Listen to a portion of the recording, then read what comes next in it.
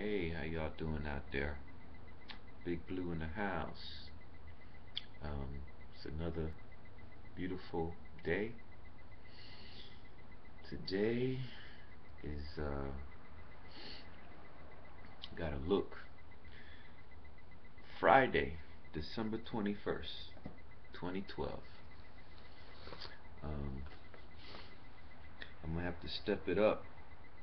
I gotta hit 22,740 push-ups, 24,150 sit-ups. So I'm gonna have to step it up. Well, correction. 22,040 push-ups, 23,275 sit-ups. Friday, December 21st. Um, Boy, yesterday was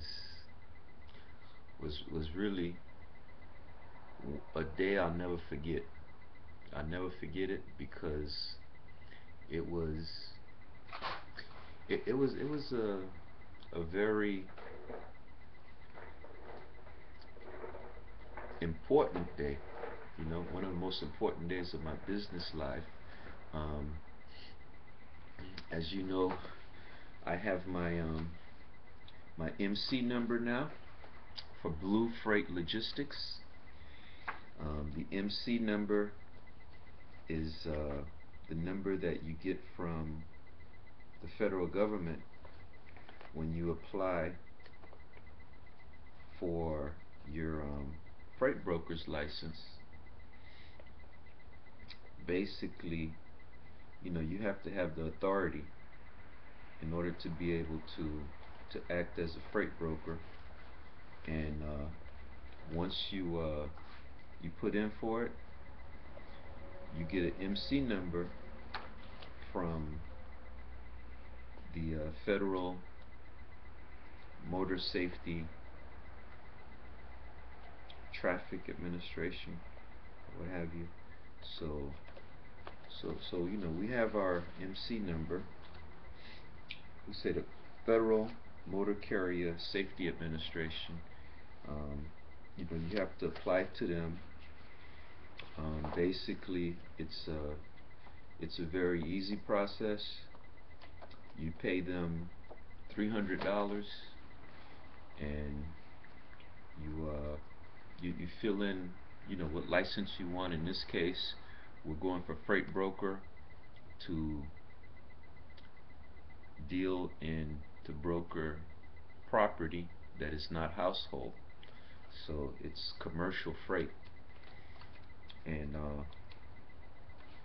we have our MC number. It's MC 810946. MC 810946. Now, they call this the OP1 application, and you know the phone number for the Federal Motor Carrier Safety Administration is 202-366-9805. 202-366-9805. And you could go online to look at these issues. Bottom line is that we applied for it. We gave them all the truthful information about my background and experience in dealing with other license holders, such as Warner. They go 3 years back, so we're looking at Warner. You know, if they go a little bit further, I could put CRST, but that's going back like 6 years. So I have experience in dealing with two motor transport carriers. You know, I drive, with my Federal Reserve duty. I do some driving. Um, so, I have a lot of years of experience driving, and you could go back, to my taxi days and stuff like that. So the bottom line is, we have the MC number. The next step is to get a bond, and I found two companies that approved me. When I say me, We're talking Blue Freight Logistics. I always do business in the name of my corporation, not under my personal name. So Blue Freight Logistics was approved by two surety bond firms. However, they wanted me to disregard my corporate entity. I was going to sign as president, and then they wanted me to sign as an individual. And I don't do business as an individual. I only do business on the name of my corporation. Now, the last time I was confronted with this was about, a good 8 years ago.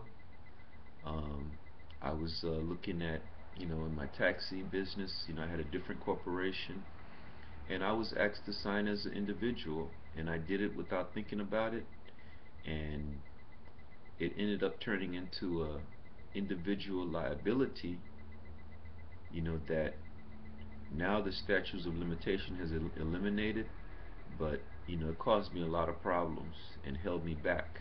So I'll never go through that again. Never, never, never, never, never, never, never. So that's where we're at. And if anybody out there, knows of a surety bond company that's willing to accept our corporate entity, take the fees between $500 and $1,000, fees, I'll go with that company. But in this case, I couldn't do it, and that's the end of that. Because I'm not gonna sign as an individual. That will, why have a corporation if you're gonna do business as a sole proprietor? Why go through all the expense of setting up a corporation? It just doesn't make any sense. So that's where we're at with that. Totally unexpected. Um, the other form, it's called a BMC 84. That's the surety bond for brokers, BMC 84. Um, and then there's another form called the BOC3. That's the designation of agents. That I wouldn't have a problem with, because I have an agent that I use for my corporation, and so I could use that agent in every state, all 48 lower states. So we're pretty good with that. But that's where we're at right now, and all of that stuff is pretty much done. It's pretty much done. Um, but the bottom line is we spent a lot of money on some business related stuff. Um, you know, almost 900 bucks, almost $900, because I got the figures right here. 858.40, 858.40. But I think this was 303. But almost 900 bucks, and they wanted me to spend another 1,000, which the money wasn't a problem. I would have did it. It's just the fact that you can't do business as a in my name. That's not gonna fly. It's not gonna fly. Um, so after that, I had to take a nap. You know, because it was very frustrating. I had to call the credit card company. In this case, the firm returned my money through PayPal, which is not what I wanted. I wanted to credit it back to my credit card that I use. It went to PayPal, and they charged me $22. So I didn't even get the entire money back. But I'm not even gonna waste time trying to fight that. Um, you say PayPal. I'm keeping this notes also right here. They charged me 22. So that's 40, 10, 6, 7, 8. Yeah. So that's like 880 bucks and 40 cents, man. Um, so that's where we're at, and I still have to look into my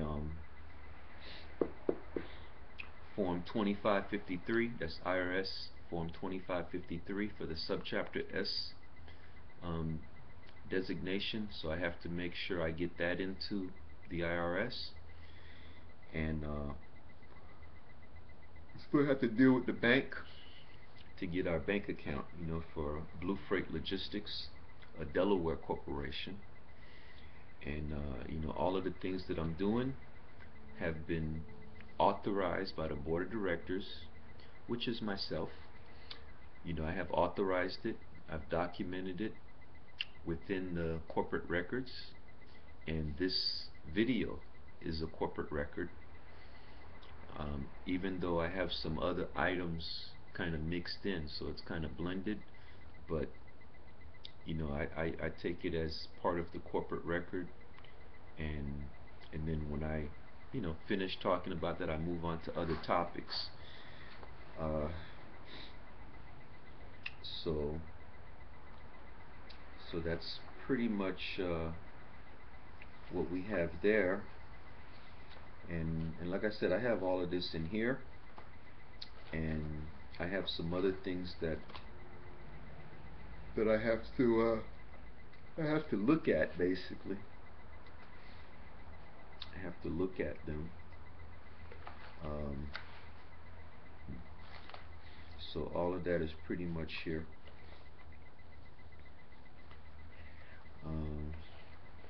Because it's all, it all revolves around the company. We have virtual office space that we've identified.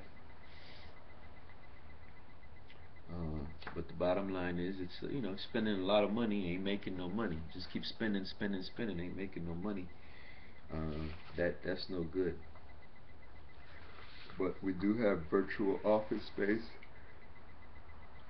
that we can use. Um,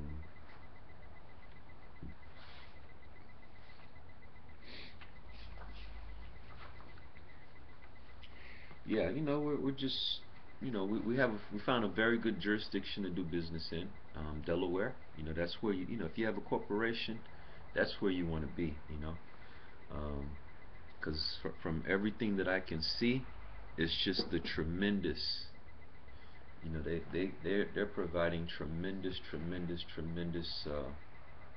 advantages to us. They're just a real good entity to do business in. Yeah, I kind of play around with the lighting here, trying to keep my lighting just right. Um, you know, so we want to keep our corporate veil intact, and we want to follow, a step-by-step corporate veil checklist, a guaranteed checklist. Um,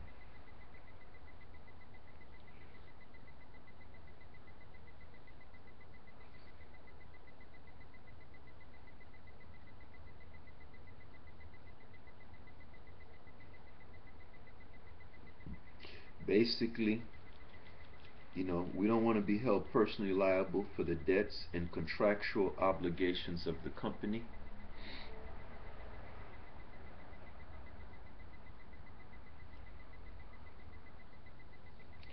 So, we want to maintain our good standing with the state and continue the personal privacy and financial protection that began with our company's incorporation.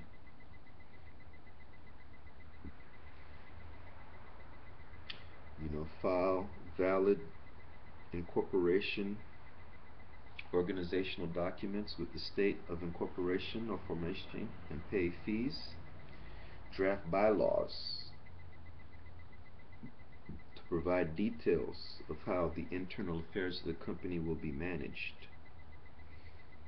File applications and pay all required fees for qualification as a foreign corporation or a limited liability company in all states where the company is doing business.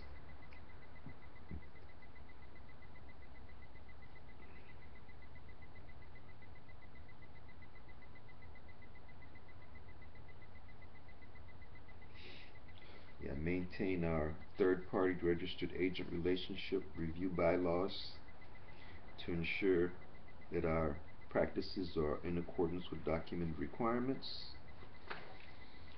Let's see, file annual report and make franchise tax payments.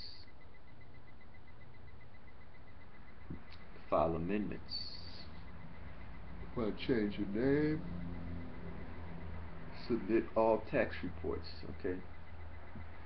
Now I'm kind of looking at the checklist here of all the things that we're supposed to be doing, and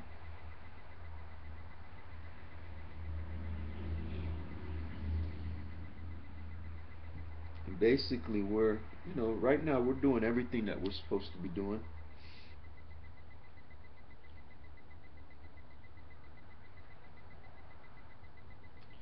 And the only thing, we're in the formation stage, so we're just going step by step, but we have, we're doing everything.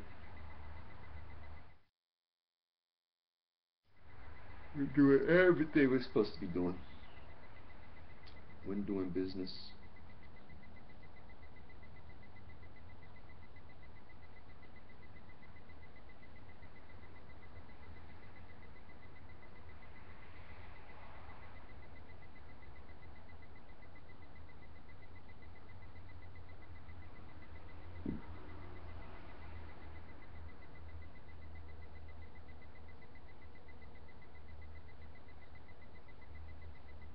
To the extent the company under a name other than its full corporate name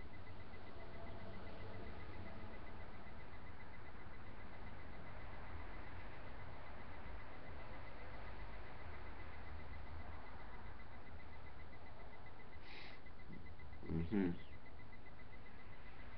Yeah, just looking at all these requirements.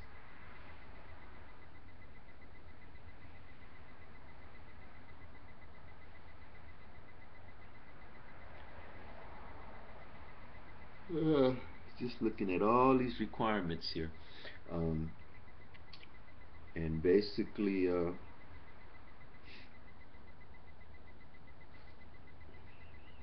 we're doing everything that we're supposed to be doing. Doing it all, just kind of going through the company.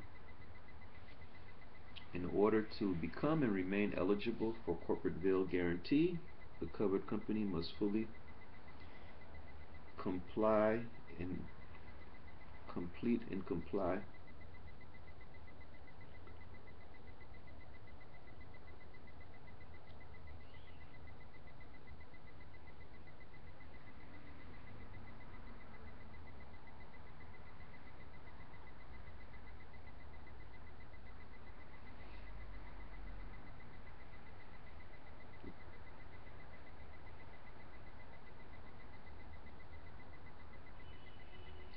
Yep, just looking at all of this.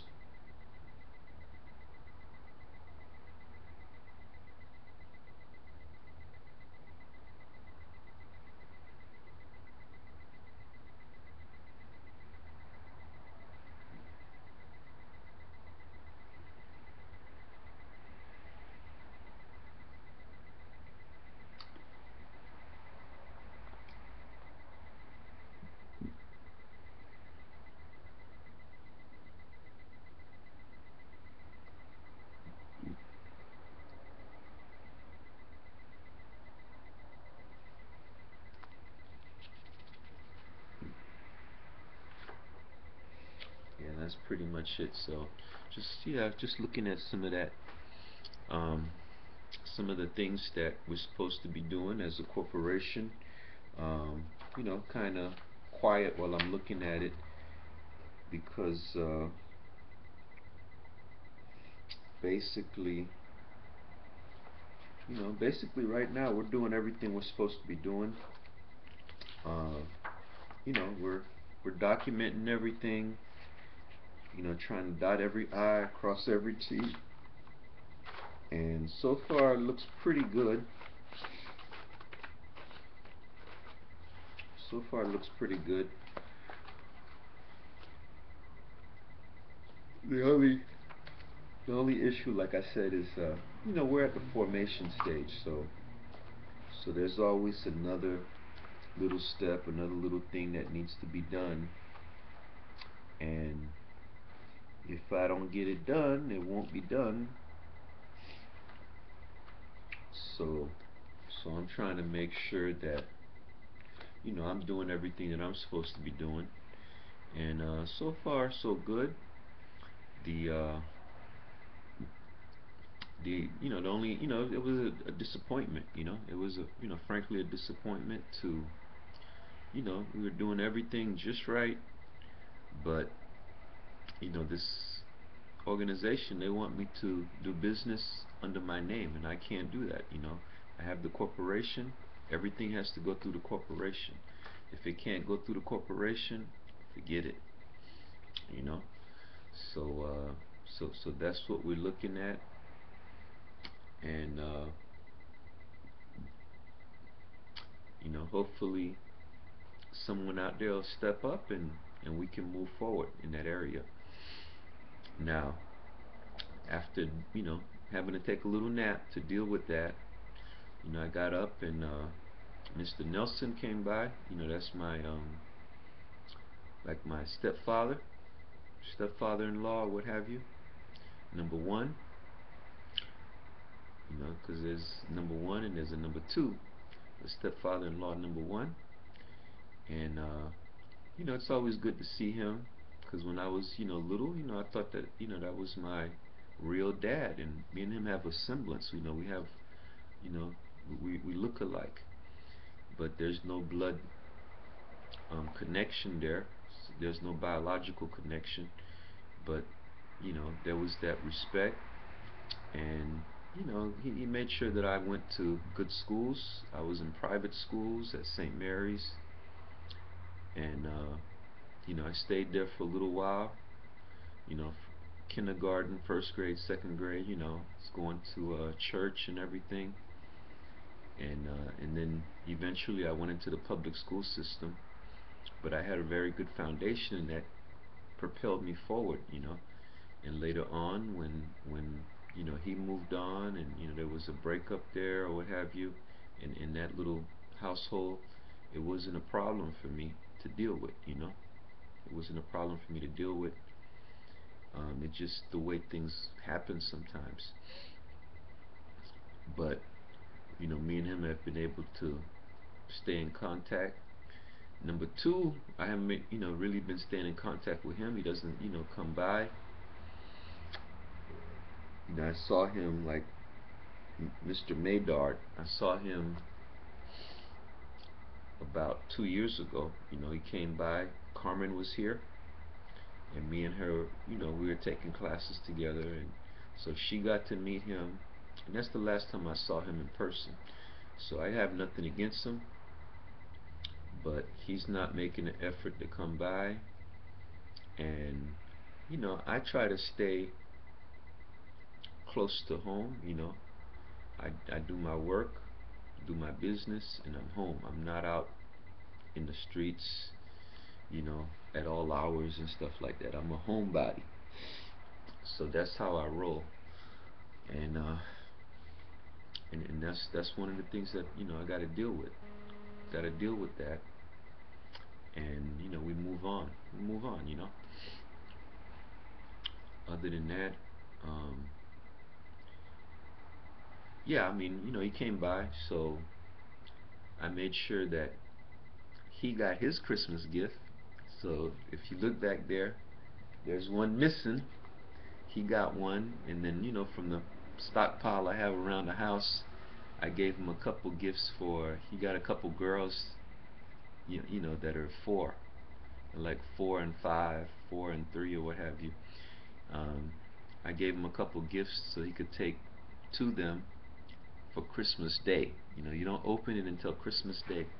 There'll be, no gifts open until Christmas Day. So that was really good. Got to see him. We watched some programs together, talk about, local politics, family. Watch some YouTube programs together, Haitian programs, and let's see what else we do. Yeah, we do our Haitian programs. I'm talking about music programs too. You know, from the Haitian culture, Creole in Creole. So we did some of those together, and then we went to. He got the gifts. Yeah, we did the music, and so it was nice seeing him, and he got the gifts to take home. So it was a nice time, and I think he really enjoyed it. I really enjoyed it, and the folks here, Mr. Adrian, Joacina, they really enjoyed him coming by also. So, so that's pretty much where we're at right now. Um, the only other thing that we have going on here, let's see what else we got going on here.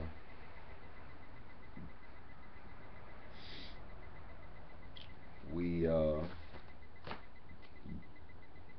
pretty much covered everything. The UPS, I invested in UPS.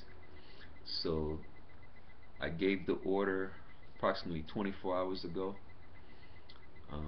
I didn't check. I'm going to check to see if it executed. It usually takes about 3 or 4 days to settle. So I'm going to see did it go through. I'm adding just a few shares of UPS, five shares of UPS. So it's not a big, huge deal, but for me it is. Um, because this year, I didn't make that much from my reserve pay, so I'm taking about around 10% of my reserve pay and investing it in the business. I've sold some shares and stuff like that to pay some expenses, but from whatever I make, I always like to take at least 10% and invest. So I'm talking about new investment, even though at the net amount I liquidated, you know, I liquidated because I'm selling more than I'm buying, for the whole year. But it becomes some years it's a wash. You buy way more than you sell. When you're having a good year, you're making good money, and you have money to invest.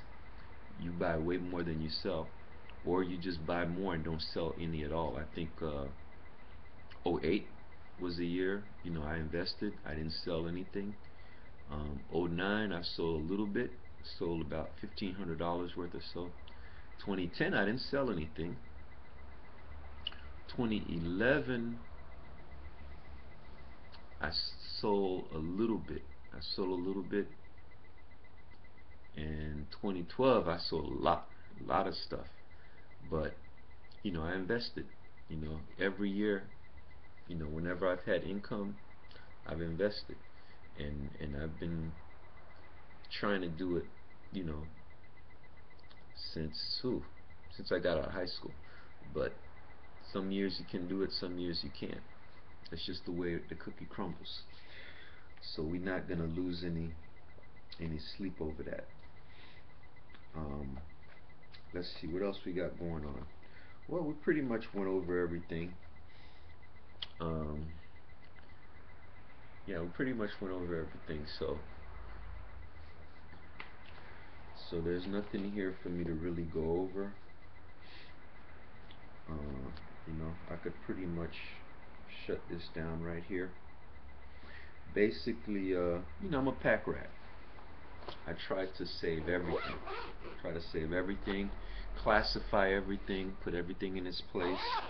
So when I need it, I know where to find it. Uh, well, I will mention. I'll talk a little bit about. Even though I don't have it there, the American Express. Prepaid. I got an email yesterday letting me know that one of my first load has settled. So it's available on my American Express prepaid. It wasn't a whole lot. It was only 25 bucks. But every month I'm I'm loading, making one load of $25 onto my American Express prepaid. I'm not expecting to I'm not gonna spend that money. I'm just gonna let it sit there. It's only 25 bucks, but if I need it, if I need it, it's there. And when I do spend it, it's my money. It's not debt. It's not debt. So I'm kind of happy with that. Um, we got a relationship with American Express on three levels. We got the Bluebird card. We have the American Express Bluebird. We have the prepaid. Those are, they're both prepaid items. And we got a business relationship for the corporation for the American Express Gold. So, so when you look at all of this, it's a real good situation, and what I'm trying to do moving forward is to keep adding relationships with different entities. Um, Looking at Chase Liquid, I haven't had the chance. I wanted to do it this week, but I want to go by the bank and open up a liquid account. It's $4.95 a month. Can't beat it. $4.95 a month. You're gonna spend the money anyway. If you can build a relationship with a financial institution, to me it's a win-win-win. As we move forward, we move on to bigger and better things. I like to call myself the world's greatest investor.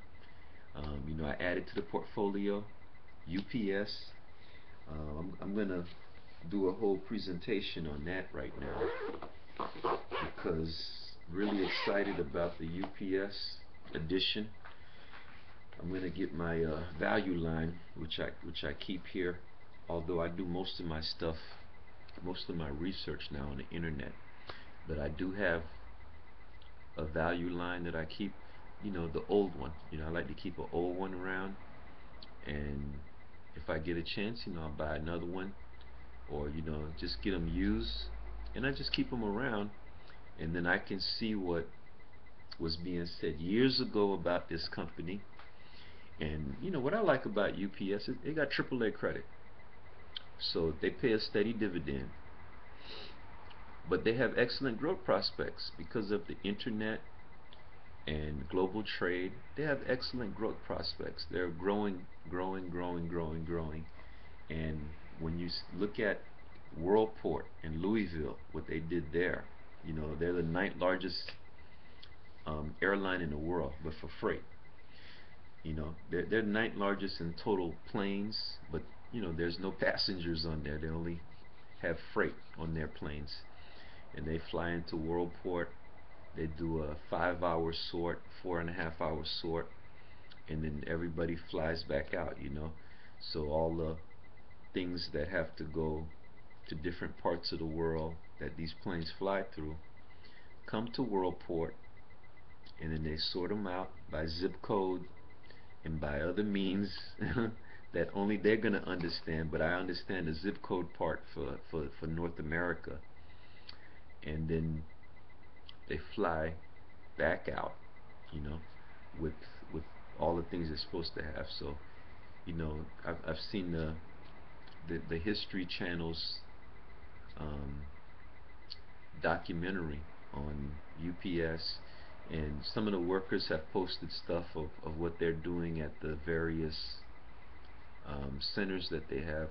So I'm really impressed with all that, and I just felt that I'm gonna invest whether times are good or times are bad. I'm gonna invest, and this year UPS made the cut. That's the latest to the Big Blue holdings, UPS. So I'm gonna do a little bit more information on UPS. So let me get my value line.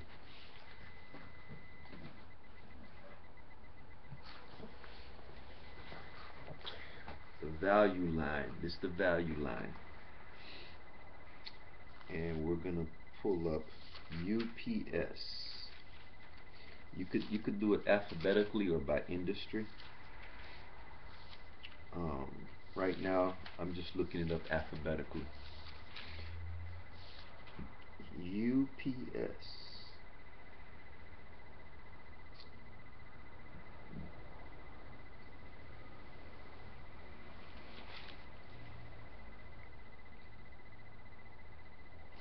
United Parcel Service, 265.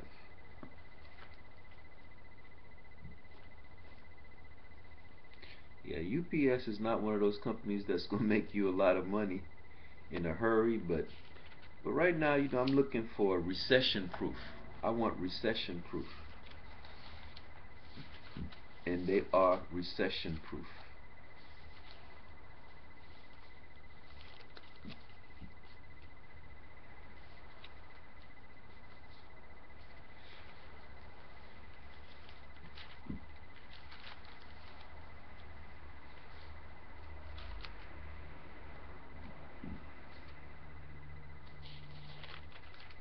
Recession proof, 265. UPS. I'm going to read this. United Parcel Service Inc. is the world's largest integrated air and ground package delivery carrier. Also provides specialized transportation and logistics services. Service is offered throughout the U.S. and in over 200 countries and territories. Domestic packages accounted for 76% of, this is O2 revenues. International 15%, non-package 9%. Fleet owned and lease 583 planes and 88,000 ground vehicles. 2002 depreciation rate 5.8%, has about 360,000 employees. Officers and directors own 2.3% of common stock, 64% unionized. This is old stuff, 2002. Right? Now, UPS of United Parcel Service of America Inc. was founded in 1902 and is now the world's largest package delivery company. The initial public offering occurred on November 10, 1999, when 109,400,000 Class B shares were sold at $50 each. Morgan Stanley Danwitter was the lead underwriter. Just prior to the IPO, UPS merged with United Parcel Service Inc. Each share of UPS Inc. was converted to 2 shares of UPS Class A stock. So that kind of covers that.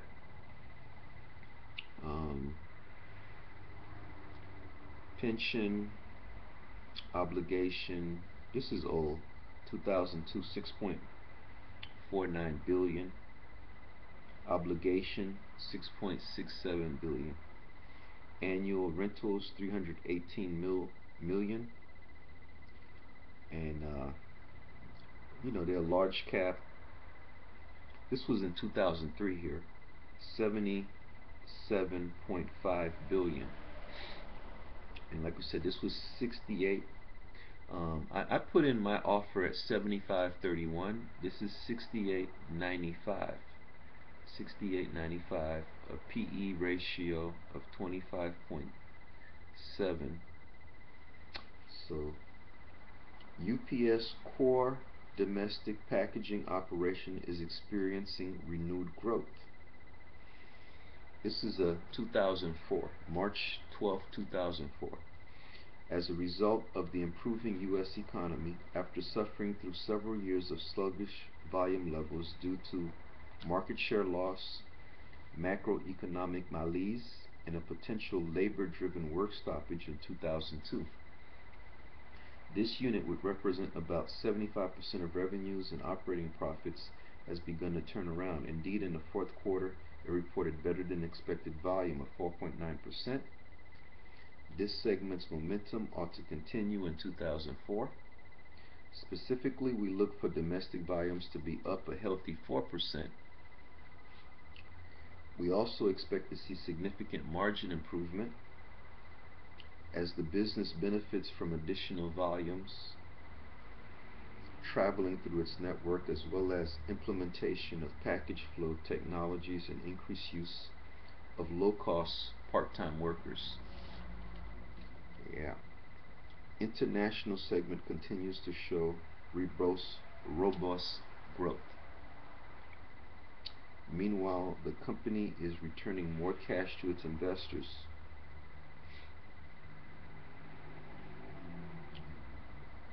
UPS shares have appeal as a conservative long-term holding.